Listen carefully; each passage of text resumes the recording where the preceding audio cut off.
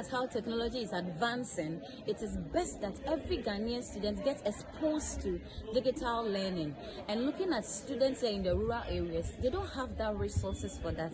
So Global Movers Network, we want to bridge that gap between the people in the rural areas and those of them in the urban areas. Imagine these same students will sit during the external exam to write the ICT with everyone who has access to computers and other things, but yet they don't have it.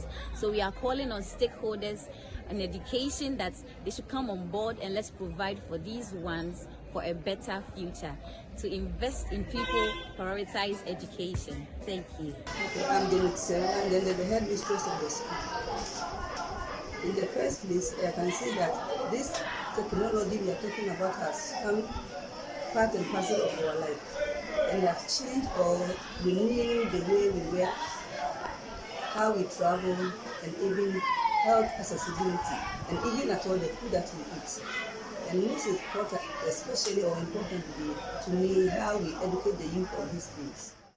You, as you have helped the school, I'm inviting all parents, the chiefs, the elders, and all well-doers to come to our aid so that this learning program will be completed. Isaac Kwame Owusu, and I'm the ICT facilitator of CASO and BECE.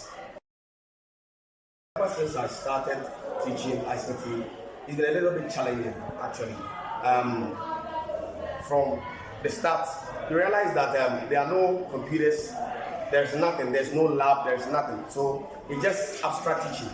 You know, in teaching ICT or in teaching computing, you cannot just rely on abstract. You actually need practical. You need practicality to actually to allow the children to assimilate whatever you are teaching them. So it wasn't easy. It's not been easy. So I had to devise my own way of teaching. You know, I'm very good at improvising.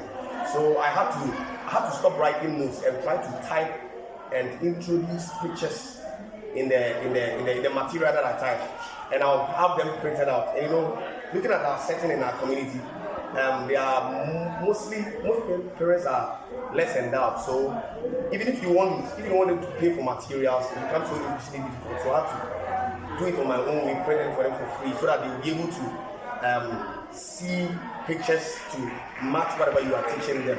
So I believe that with this philanthropism, with this donation, is really going to go a long way. Even if it helps no one, it's going to really help me, because students are going to have hands-on experience with when it comes to practicals with the computers.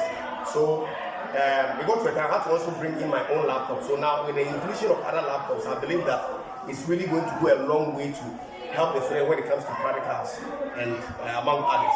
So I believe that your work here is very much appreciated by the community, by myself, and by the school at large, and at least the students as well.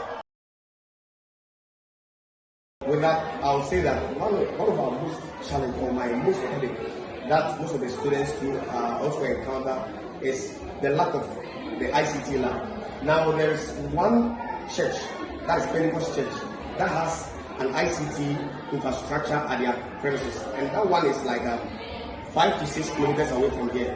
So when the need comes that we need to have practicals, you have to walk all the way from the school premises and get to that end, okay, to have that practicals. And at times it conflicts with periods, so you end up meeting into other teachers' periods, and I believe that creates a lot of inconveniences. So in the whole term, at times you cannot even sit there at all, because negotiation with other teachers might be a problem. Nobody will be willing to give up his periods because we are actually struggling with the periods.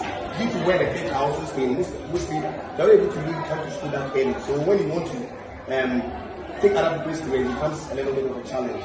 And another challenge is that most of the students don't also have computers back home. So when you give them assignments, they will have to come back to the school to use the laptops, like my personal laptop, in order for them to be able to assess and do their homework. So these are some of the challenges. So I believe that now that we have these laptops, I believe after school, we'll be able to set like 30 minutes in addition to the school closing time for the students, just to have practical exposure. And I believe that one will also go a long way in helping.